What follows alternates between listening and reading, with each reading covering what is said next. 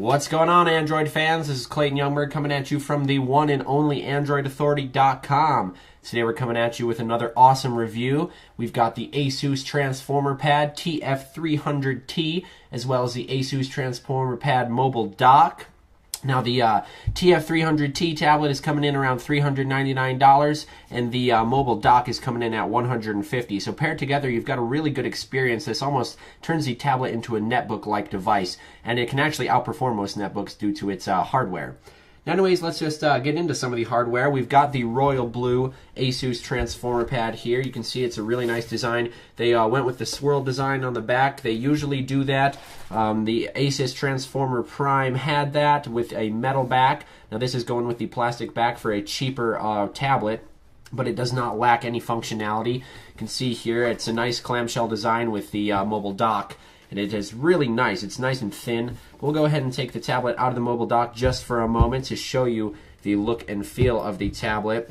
Now, it easily is removed just by sliding this over, and you can pop it out. Got a nice sturdy hinge on the mobile dock there. But anyways, checking out the ASUS Transformer Pad here, we do have a nice thin profile. It's 9.9 millimeters thick. Now that's pretty much industry standard. This is a basic tablet thinness. Compared here to the original Galaxy Tab, you can see not too much of a difference. The Galaxy Tab is actually a bit thinner, not too much heavier. Anyways, they are about the same size tablet. The bezels are a bit smaller, but the screen on each is 10.1 inches.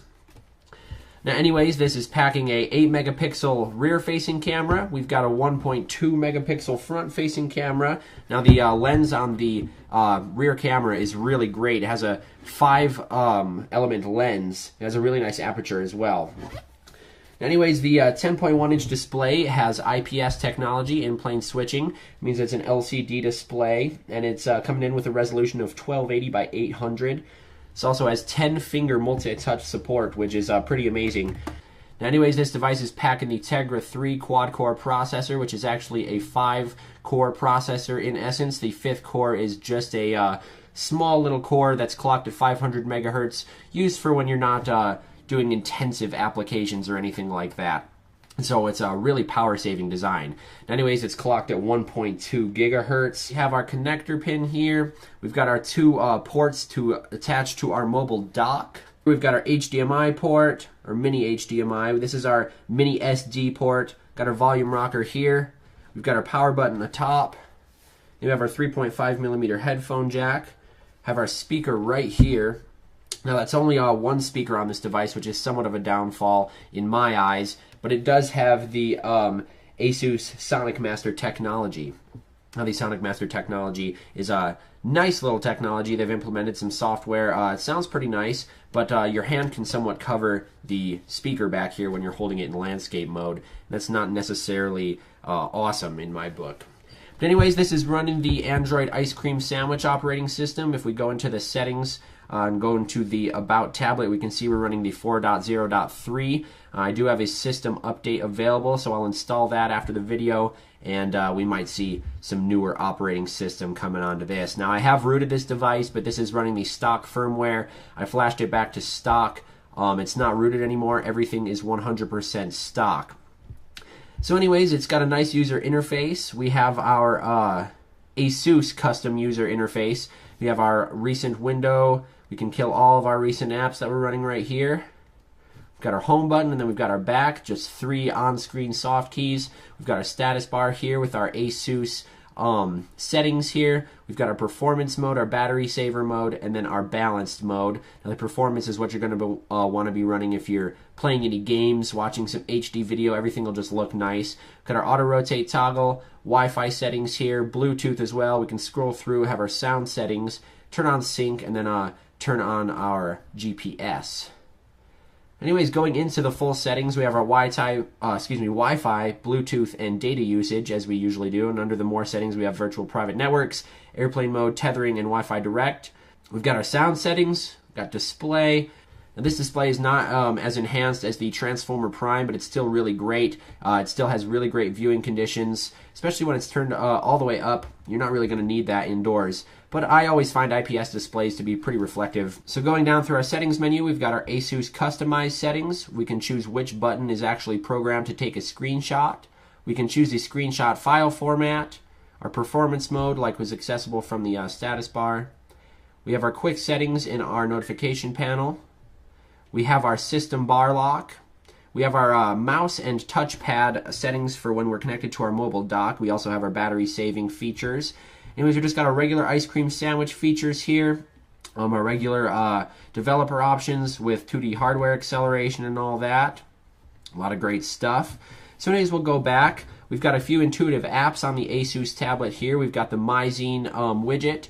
This also just is basically an aggregator of weather, emails, calendar events, your books. You've got your browser here, and then you have music. I have no music on this device. Okay, so let's just pop this device in the mobile dock quickly and get a nice feel for how it interacts with the mobile dock. Now, this is a really quality mobile dock. It's a lot better than the other manufacturers that make mobile docks. As you can see here, we'll compare it to the Samsung Galaxy Tab 10.1 mobile dock. The Galaxy Tab, you cannot actually fold it up. It's not going to be a nice clamshell design like a netbook, and it does not have support for the newer Galaxy Tab models.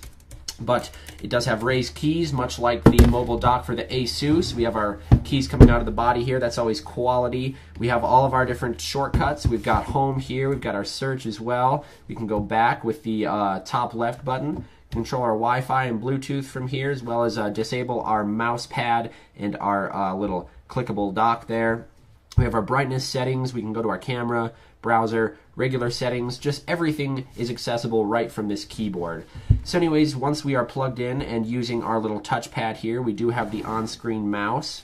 And the on-screen mouse has some intuitive gesture support, much like most laptops. If you use two fingers, you can long press and hold an item. You can also move it around and stuff like that. Now also, if you use two finger gestures, you can go right and left fairly easily. Now that's also in applications that works. So if we're in the Play Store, we'll just let that load up. We can scroll up and down by simply using two finger gestures. And then once in a subcategory, we can go left and right with our two finger gestures as well. So it's a really intuitive application. You can simply click, and then you can also double click or hold, the same as touching and holding by using two fingers. Dock does add the extra battery life, as I said, an extra 15 hours if you have it fully charged. As you see, our ASUS pad is at 92%, and then we would have our keyboard percentage right there. Now that's one of the intuitive apps, widgets actually from ASUS. We have all sorts of different widgets here. We've got our task manager. We'll bring that out and actually set that on our other screen here. And like I recently said, the MyZine application. We've got our battery manager here. Our ASUS weather just looks really nice. So do our emails. And then we have all our usual Google widgets there as well. Now anyways, this is the Tegra 3, so let's go to our task manager, kill all these apps, and then let's do a quadrant test as well as some gaming tests just to show you how good the Tegra 3 does perform. So we'll just make sure all of our apps are clear, so we have no memory being used up. We'll turn it on in performance mode, and then we'll do a quadrant test. See what we get for scores. We'll run a full benchmark. Just going to let that go. We'll return right after this. Okay, so we'll send for our results. The Tegra 3 was pushing 60 frames a second, which is pretty nice. We did get 4,049. That's right below the Transformer Prime. It's basically the same thing. The Tegra 3 does run really fast. Now the HTC One X is also running the Tegra 3. It looks like we're pretty even across the board in all areas. The CPU is just a little different. Now this can be overclocked when rooted and ROMmed. Also running a custom kernel, which I have done. But anyways, we'll just stick with the stock. We'll try and play some games here. Now, the Global application was actually preloaded on the device, and it was made specifically for the Tegra 3 just to demonstrate some of the cool graphics.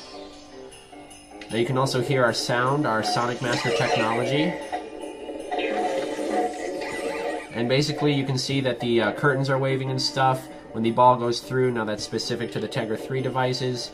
My orientation's a bit off, but you can see the nice colors and everything kind of reflecting off of the glow ball. The main feature of this, basically the waving curtains, courtesy of the Tegra 3. You see we have our NVIDIA logo up there. Nice reflections. The toppling of the barrels. And then our big old clown. So what we're